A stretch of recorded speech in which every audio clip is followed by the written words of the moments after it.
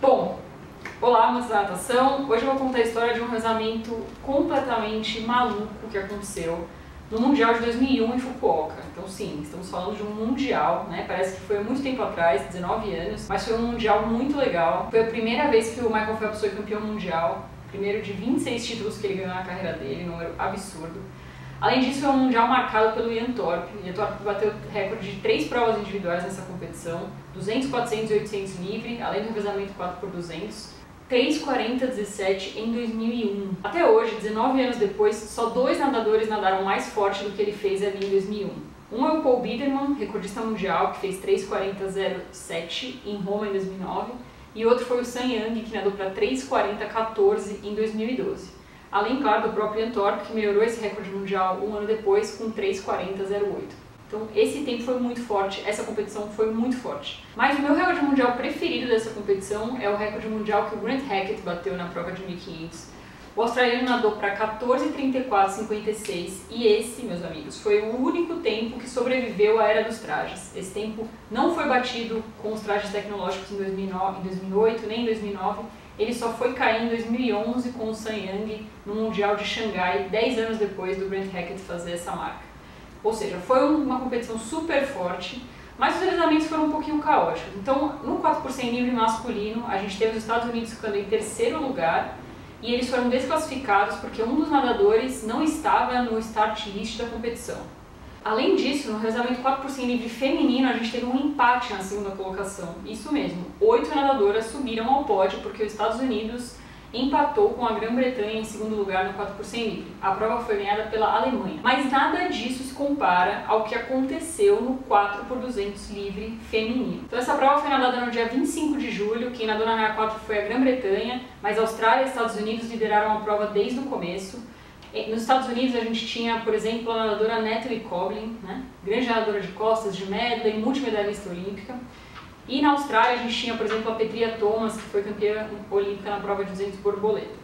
Então essas duas equipes aí rivalizaram a prova inteira e a Austrália acabou tocando na frente, ficando em primeiro lugar, Estados Unidos em segundo. E aí aconteceu isso que vocês vão ver aqui no vídeo agora.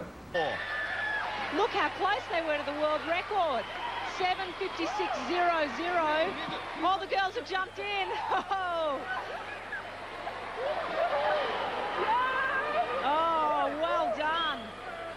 Sim, as australianas pularam na piscina para comemorar. Quantas vezes você, nadador, já não ouviu do seu técnico que isso é completamente proibido, que você vai ser desclassificado se você pular na água depois de nadar para comemorar? Isso não existe. Isso não existe nem no Interusp, nem no Economiadas, nem no Regional, nem no Campeonato Paulista, mas isso aconteceu no Campeonato Mundial de 2001. As australianas pularam na água para comemorar. Tudo bem, parece que ninguém viu grande problema com isso, porque ao final da prova saiu o resultado e quem foi desclassificado? Estados Unidos. Sim, as americanas foram desclassificadas porque a segunda nadadora teria queimado a saída, né? Então beleza, com isso, a Austrália em primeiro lugar, em segundo lugar a gente tinha a equipe da Grã-Bretanha, em terceiro lugar a equipe da Alemanha.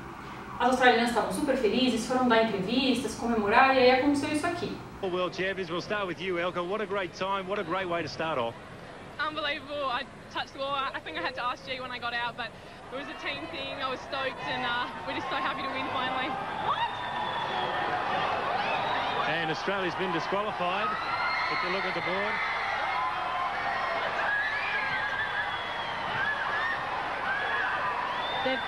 Ray, I think it's something to do with them jumping in the water. The officials were... Enquanto as australianas davam uma entrevista, elas tiveram a notícia que elas tinham sido desclassificadas por pular na água para comemorar, né? Eu acho até que demorou muito. E aí do lado delas a gente tinha a equipe da Alemanha ou do Japão comemorando porque tinha herdado a medalha. Um caos. Com isso, a nova classificação era Grã-Bretanha em primeiro, Alemanha em segundo e Japão, que tinha chegado em quinto lugar, pulando para a medalha de bronze. E aí começou um festival de apelações. Então os australianos apelaram falando que estava errado, chegaram a dizer que elas pularam porque alguém que estava atrás do box falou para elas pularem. Uma das coisas que foi usada para justificar a desclassificação foi que tinha a equipe que ainda estava nadando quando as australianas pularam na água para comemorar, ou seja, um absurdo.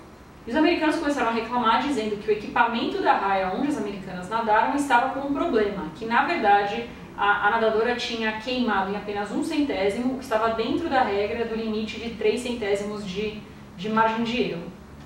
Então começou esse festival de apelações, e aí o que aconteceu? Os Estados Unidos foram reintegrados aos resultados, então nesse momento os Estados Unidos estaria com o primeiro lugar, Grã-Bretanha em segundo e a Alemanha em terceiro lugar e as australianas fora.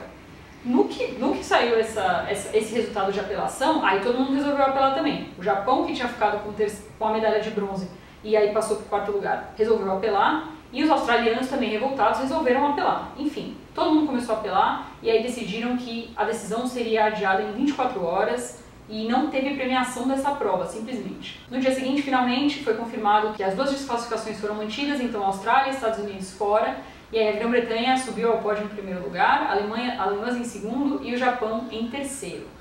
Mas se você acha que isso encerra a polêmica, não. Então, meses depois, a FINA se reuniu e eles decidiram dar uma medalha de ouro também para os Estados Unidos. Resolveram não mudar o resultado, mas classificar os Estados Unidos como também tendo conquistado a medalha de ouro junto com a Grã-Bretanha. Pois é. Anos depois, em 2015, a nadadora Karen Pickering, que fechou o regulamento da Grã-Bretanha, deu uma entrevista falando sobre isso, saiu num podcast. Então, primeiro ela disse que, embora elas tenham conseguido ficar com o terceiro lugar, na hora da chegada elas estavam um pouco frustradas, porque elas estavam nadando na raia 4, elas tinham expectativa de ganhar o ouro. Ela disse que quando viram que os Estados Unidos foi desclassificado e elas herdaram a prata, elas ficaram felizes, mas ao mesmo tempo é aquela coisa, né? Nunca é legal herdar uma medalha porque uma equipe foi desclassificada, mas tudo bem, porque eles fizeram alguma coisa de errado e a gente não, beleza. E quando souberam que a Austrália tinha sido desclassificada e elas subiriam para a medalha de ouro, falou que também foi muito estranho, falou, a gente comemorou, a gente pulou, mas era estranho, porque você quer ganhar na batida de mão, mas tudo bem, se elas fizeram alguma coisa de errada, tudo certo, a gente ganhou, a culpa não é nossa, né? E aí ela fala sobre a decisão posterior da FINA de dar o ouro também para os Estados Unidos. Ela chama isso de ridículo, patético, fala que isso não existe e que foi um absurdo.